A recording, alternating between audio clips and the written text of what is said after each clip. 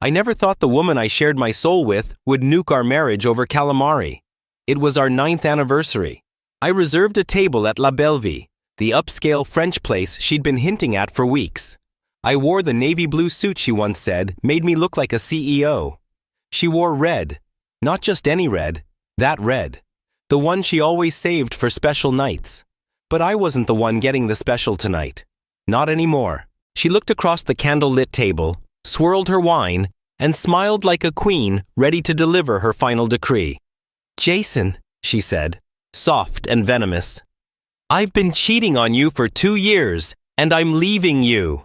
My heart should have cracked. My hand should have trembled. But I didn't blink. Not once. Instead, I smiled. I raised my glass and calmly toasted, "To your new life, Vanessa." That's when her face froze. The red lips parted, but no sound came out because right then, perfectly on cue, the restaurant door opened and he walked in. No, not her lover. That coward wouldn't dare show his face here. It was Trevor, her boss. The same man she once said gave her the creeps. The same man she claimed to avoid at work parties. The same man whose name I found scribbled in a notebook. Hearts doodled around it like a teenager with no shame. But Trevor wasn't walking in alone. He had a manila folder in one hand and my lawyer in the other. Vanessa's face drained of color faster than the waiter could refill her Merlot. She looked at Trevor, then me, then Trevor again. "What is this?" "Oh," I said, cool as the wine in my glass. "Just a little celebration of my own. You see, sweetheart, I might have known about your little extracurriculars for about 11 months. Her jaw hung open, her fork still hovering mid-air. "Let me guess," I said, leaning in. "You thought you were slick? All those girls' nights? The gym sessions where you came back glowing like you just ran a marathon with your hips? The spa retreats that smelled like cologne?" She clenched her fist. "You went through my stuff?" "Nope. I watched. I listened. I waited. And I learned that if you let a liar run long enough, they'll eventually hang themselves with their own tongue." She laughed, but it was that dry, empty laugh liars use when they're cornered. "You're pathetic," she hissed, her mask finally slipping. "You couldn't satisfy a cactus in the desert." I faked it more times than I can count. "You think sitting here all smug makes you a man?" I didn't flinch. "Vanessa," I said, "you don't get to define what a man is when you've spent 2 years sneaking out like a thief. You didn't just break vows, you vaporized them." She slammed her wine glass down, shards splintering across the white tablecloth. People turned to stare. She didn't care. She was unraveling. It was beautiful. Trevor cleared his throat and dropped the folder on the table. "You'll want to read that," he muttered. Vanessa grabbed it, flipped through the papers, and went white. Her lip curled like she'd tasted poison. "This is fake." "No," I said. "That's your company email with every message, every picture, every time you left early and charged the company for hours you spent horizontal with—" "What's his name again?" "Oh yeah, Mark, the personal trainer." She looked like she'd been slapped. I kept going. "I also added screenshots from our shared iCloud account. You forgot to turn off syncing. All those mirror selfies, the hotel receipts, the messages where you said I was boring and too loyal to be fun. I have it all." Silence. Vanessa was shaking, but not from regret, from rage. She didn't look like someone caught red-handed. She looked like someone offended she was being held accountable. "You ambushed me," she spat. "No," I replied. "You detonated this marriage. I just made sure the blast hit the right target." She stood, knocking over the chair. "You think you're winning? You think this little stunt means anything? I'll take half. I'll ruin you in court." Trevor smiled for the first time all evening. "That's the best part," I said. "You signed a prenup, remember? You were too in love to read it back then. Or maybe just too busy texting your ex during our honeymoon. And then, just for fun, I added, 'By the way, Mark, he's married. His wife says hi.'" Vanessa stormed out, slamming the restaurant door behind her so hard it rattled the chandeliers. I sat alone at the table, took a slow sip of my wine, and exhaled.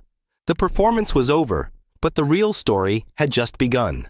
The second she stormed out of that restaurant, heels clacking like gunshots on marble, everything felt quiet.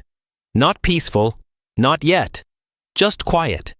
Like the air right after a storm rips through town and you're left standing in what's left of your life.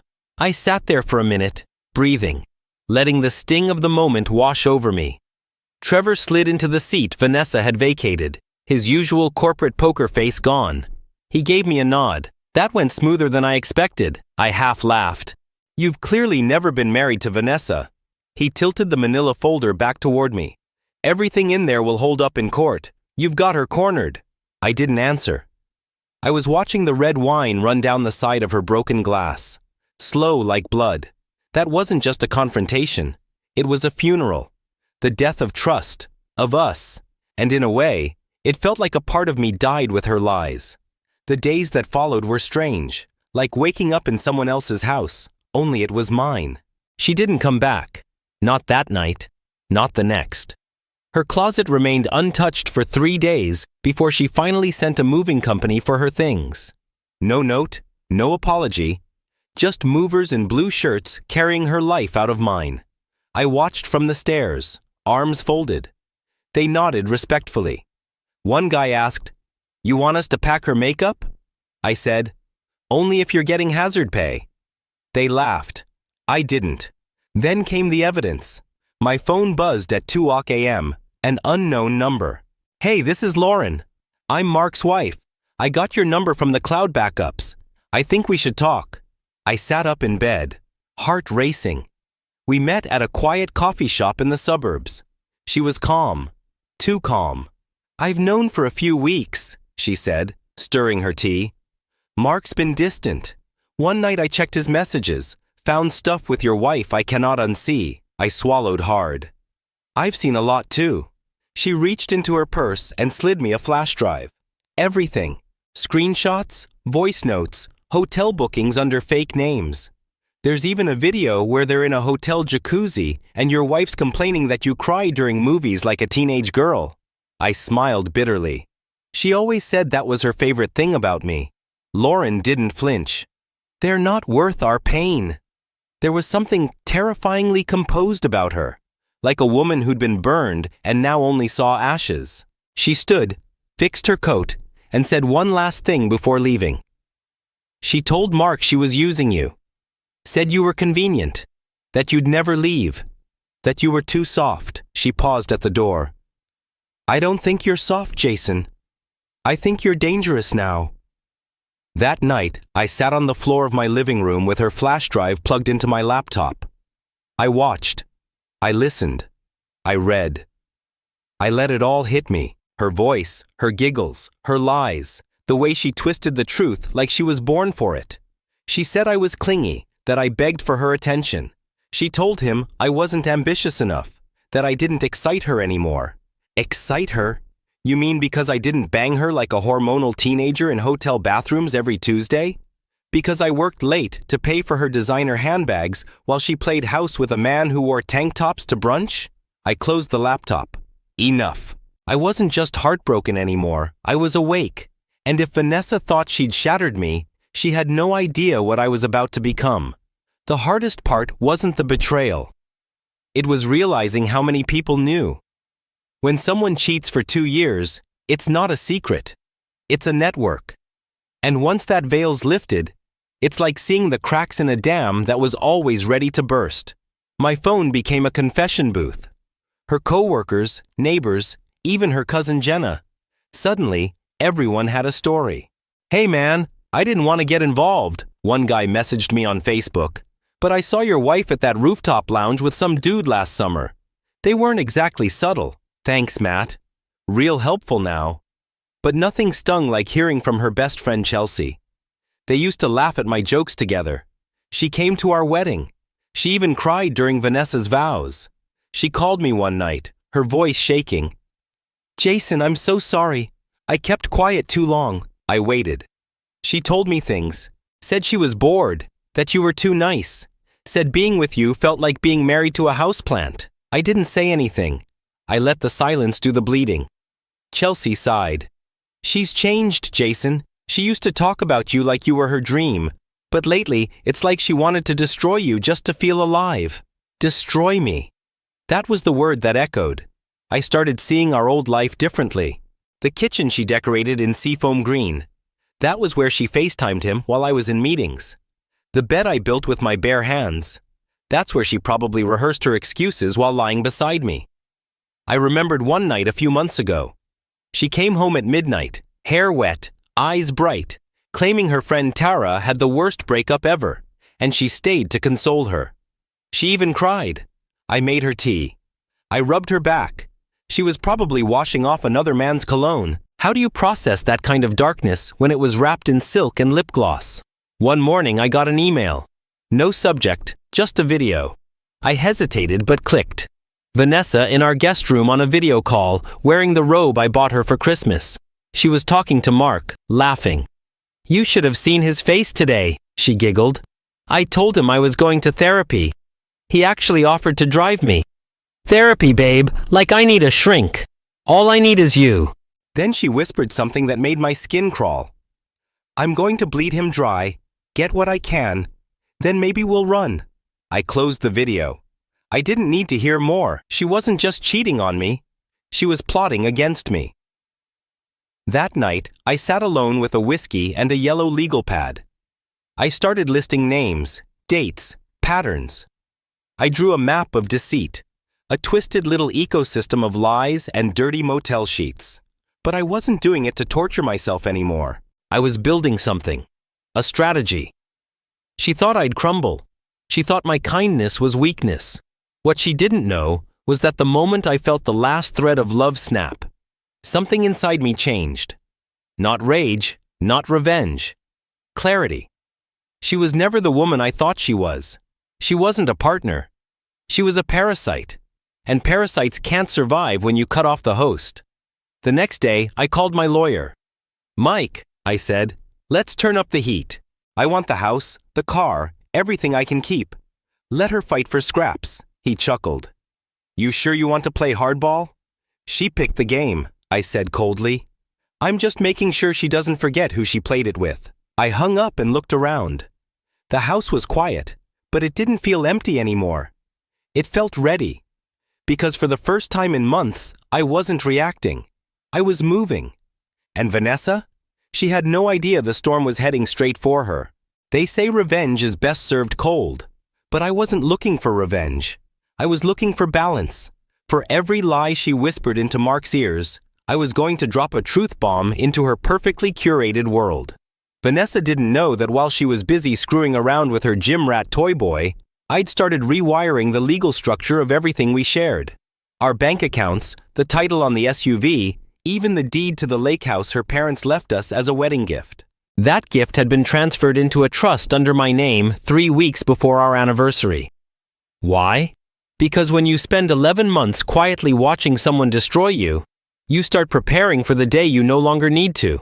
I got the next surprise when I was walking out of my office building. A sleek black car pulled up fast. The window rolled down. Jason, it was Mark. The man had the nerve to show up like this was high school drama. Got a minute? He asked. I looked around. There were people outside. Cameras. Too many eyes. I opened the passenger door and got in.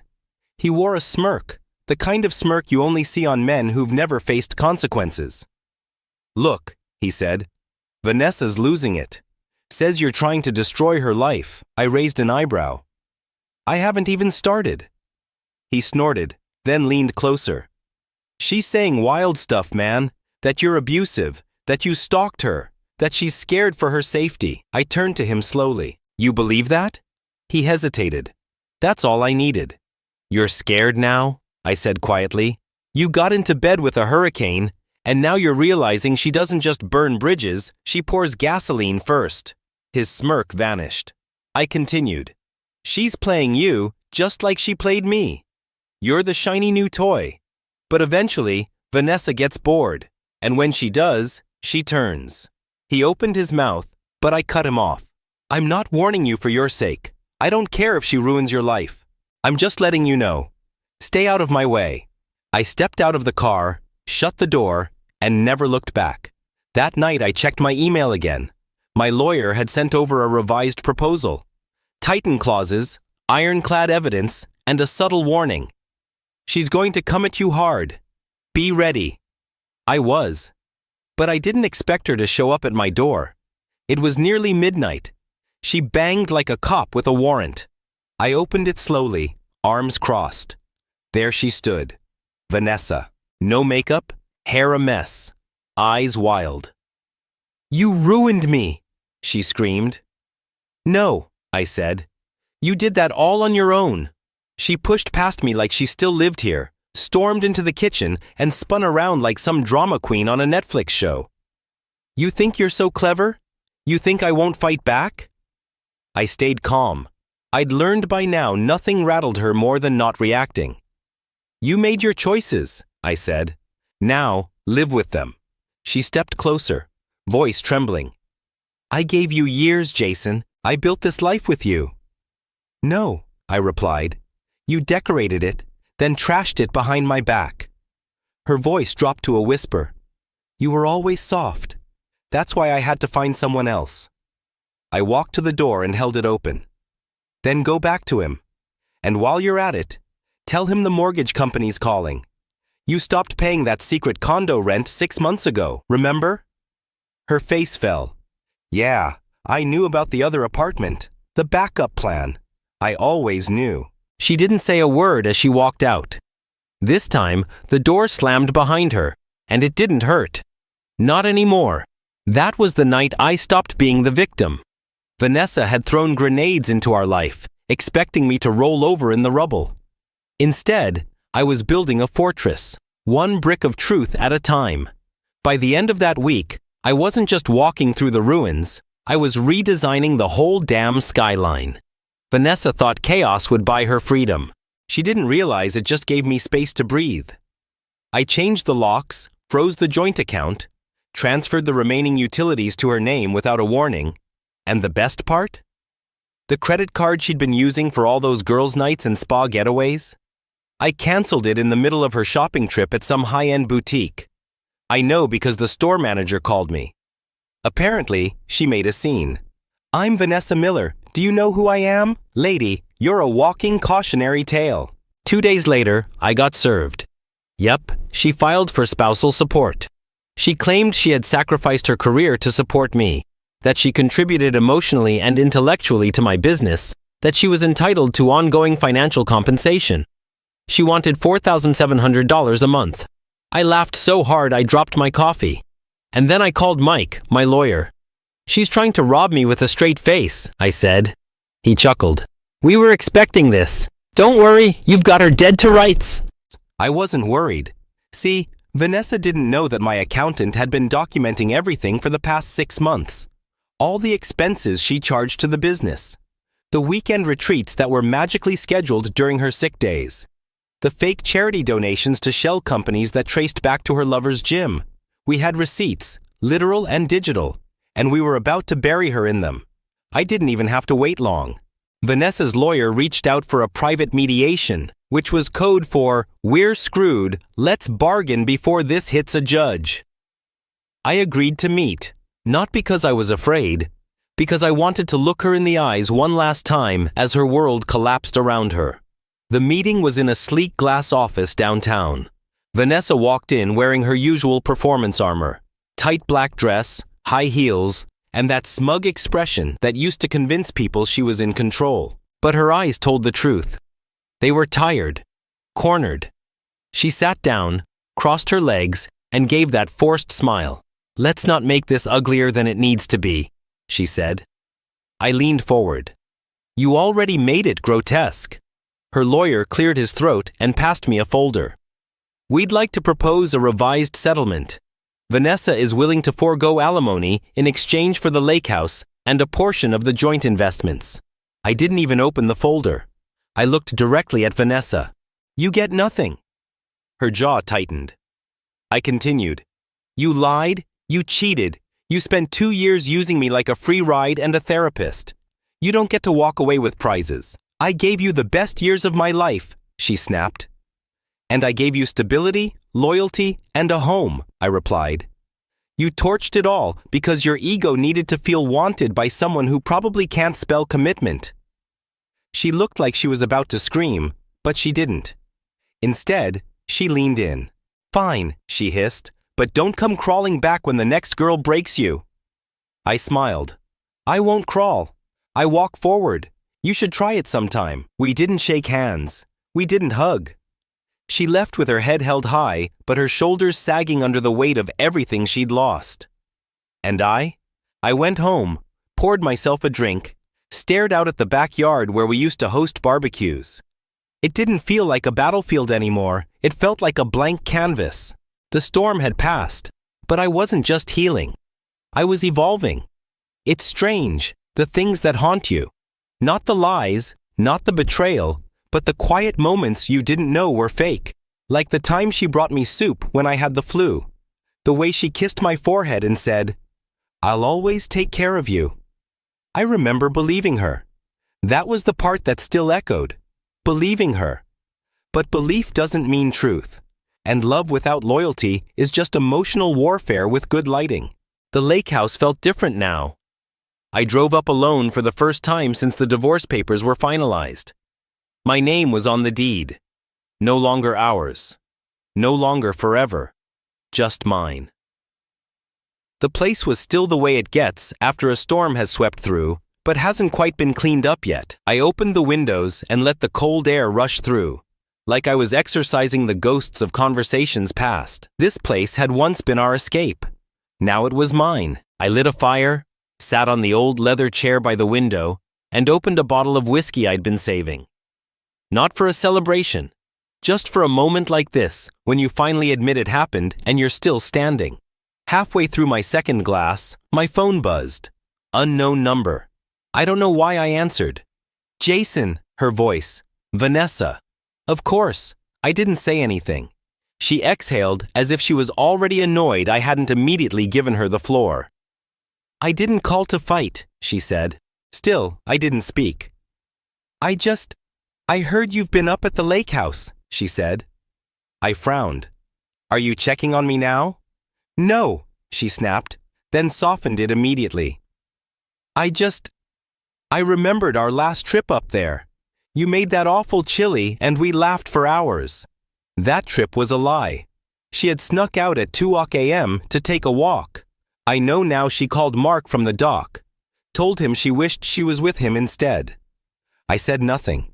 She continued, I miss talking to you. That hit different. Not because I believed her, but because I realized I didn't miss her at all. You don't miss me, I finally said. You miss what I gave you. A mirror to pretend you were someone worth trusting. Silence. Then her voice dropped to a whisper. You used to be kind. I laughed, once, sharp, bitter. No, I used to be blind. There's a difference. She stayed on the line, quiet. Then her voice trembled. Mark left me. Of course he did. He got what he wanted, and now he was on to the next fantasy. That's how people like him and her operated. They chased validation, not connection. Highs, not history. He said I was too messy, she added. I didn't say you always were.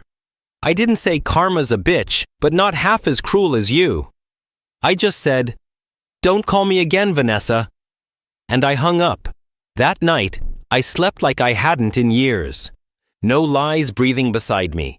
No guilt lodged in my chest. Just silence and firelight. The next morning, I went down to the dock with a coffee in one hand and the divorce file in the other. I sat at the edge, toes brushing the cold water, and read through the papers one last time. And then I tore them. Not because I wanted to forget, but because I wanted to close the chapter completely. Let the wind carry the scraps. Let the lake drink what was left. I didn't need reminders anymore. I didn't need to prove I'd survived her. I had. The phone hasn't rung since. Not from her. Not from anyone tied to the wreckage. And that's exactly how I want it.